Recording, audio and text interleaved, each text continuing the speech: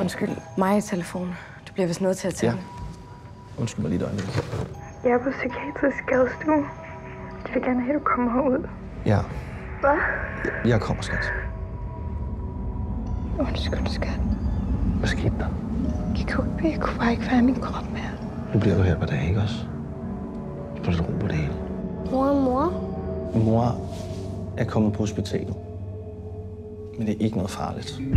Hvor er hun henne? Hun har ondt i maven. Det har jeg også. Jeres familie står i en livsomvæltende krise. Du skal ikke kun tage dig af Johannes, du skal også tage dig af Maja. Har du forresten fundet mine dagbøger? Ja, et par stykker. Du har ikke læst dem, vel? Nej. Det er klart værst om natten. Det er som om, at tankerne ligesom bare banker mere på, når der er stille i huset. Er der en specifik situation, som gør, at du er særlig bekymret for Johannes? Hvad er den nu så for egentlig? Han er jo normalt en glad og social dreng, men han har ikke rigtig vil lege sammen med andre børn. Jeg har fået en ny ven. Hvad hedder han?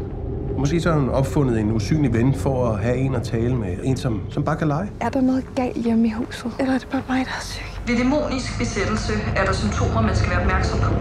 Det er blandt andet kvalme, træthed og søvngængeri. Der er noget hjemme i vores hus. En ond ånd eller en dæmon? Hvad vil du være?